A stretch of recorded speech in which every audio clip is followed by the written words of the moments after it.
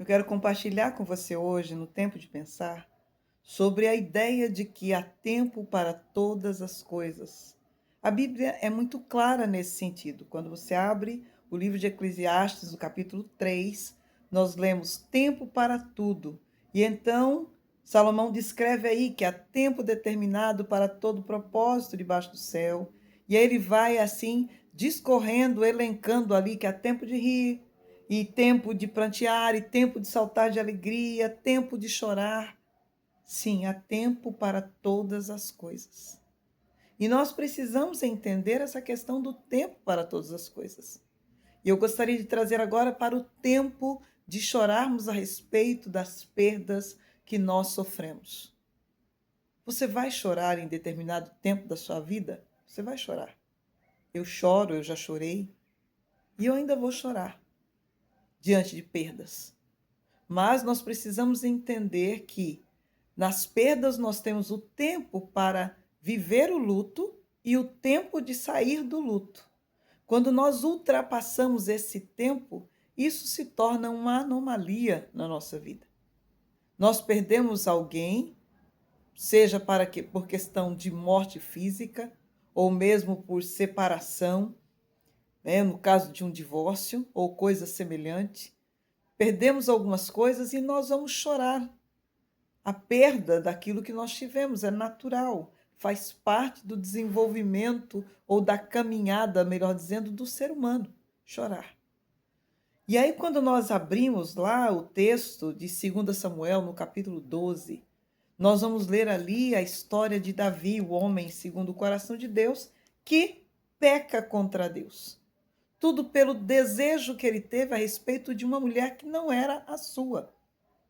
Ele manda para a frente da batalha o marido daquela mulher para que ele pudesse esconder o seu pecado, de ter se deitado com aquela mulher, de ter engravidado aquela mulher e agora não ter como esconder o pecado, uma vez que o marido daquela mulher estava na guerra e não havia se deitado com ela.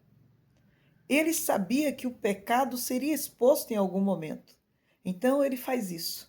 Ele ordena que aquele homem seja colocado à frente da batalha e aquele homem morre ali. O texto aqui mostra o momento em que o profeta de Deus vai até a casa do rei Davi, conta para ele uma história para que pudesse dizer o que havia acontecido na vida de Davi e que ele não poderia se esconder de Deus e que Deus haveria de fazer justiça diante daquele pecado cometido. Davi recebe ali uma sentença a respeito do padrão de vida que ele estava levando em relação àquela circunstância. E ele começa dizendo que a espada nunca mais se apartaria da casa dele. E ele recebe também a sentença de morte daquele filho, relacionado ao pecado que havia sido cometido. E nós vamos ler no capítulo 12, o versículo em que ele dizia: o Senhor feriu a criança que a mulher de Urias dera à luz a Davi, e a criança adoeceu gravemente. Foi Deus quem feriu aquela criança com aquela doença. A partir desse momento em que ele recebe essa sentença de morte, nós vemos que Davi toma algumas providências. A Bíblia fala que ele buscou a Deus por causa daquela criança. Ele jejuou por aquela criança. Ele passou a noite prostrado em terra, né? E todo mundo queria que ele se levantasse, e ele então não comeu, nada fez, orando, jejuando e pedindo a Deus por aquela criança. Mas a Bíblia relata que ao 7º dia, a criança morreu. E os seus servos ficaram temerosos de avisá-lo sobre isso. E Davi, observando ali os seus servos cochichando aqui e acolá, entendeu e ele pergunta se a criança havia morrido. Ele disse: sim, morreu. E a postura de Davi, depois daquele momento, foi a seguinte. O texto lá no versículo 12, no capítulo 12, versículo 20, diz assim: então Davi se levantou da terra, lavou-se, ungiu-se, mudou de vestes, entrou na casa do Senhor e adorou. Depois veio para sua casa e pediu pão. Puseram-no diante dele e ele comeu. E os servos começaram a questionar: que é isso que você fez? Pela criança viva, jejuaste e choraste. Porém, depois que ela morreu, te levantaste e comeste pão. E ele então disse: vivendo ainda criança, jejuei e chorei, porque dizia: quem sabe se o Senhor se compadecerá de mim e continuará viva a criança? Porém, agora que é morta, por que jejuaria eu? Poderia eu fazê-la voltar? Eu irei a ela, porém ela não voltará para mim. Há tempos em que nós temos que jejuar e chorar e orar. No caso de Davi, ele sabia em razão de que ele estava passando por aquilo tudo e que Deus já havia dito que aquela criança não ia permanecer viva. Mas, ainda assim, Davi ora, chora, jejua, pede e clama. Mas Deus já havia dito que haveria de acontecer.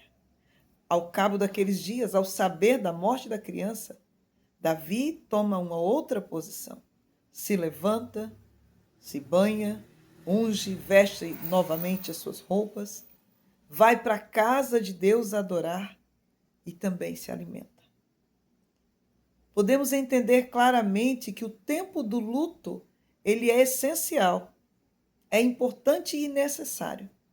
Porém, há tempo de parar de prantear. Há tempo de parar de chorar e de continuar a vida. E aqui eu quero dizer para aqueles que estão enfrentando problemas, não talvez de uma morte física, mas outros tipos de perda.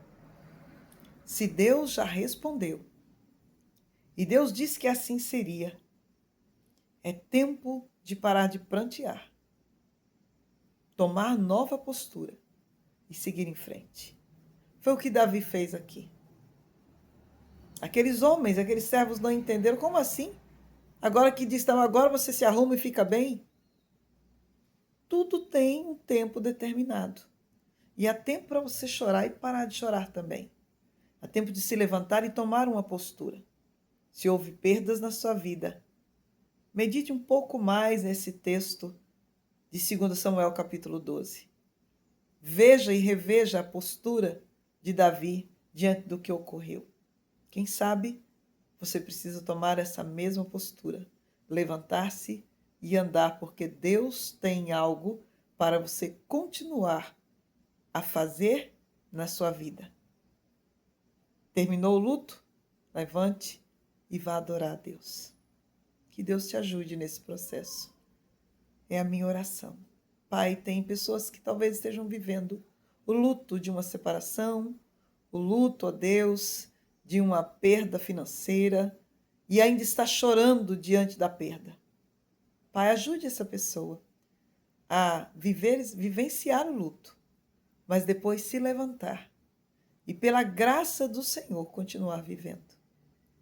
É a minha oração, Deus, nesse momento, em nome de Jesus. Amém. Esse foi mais um tempo de pensar. Que Deus nos ajude. Amém? Um abraço.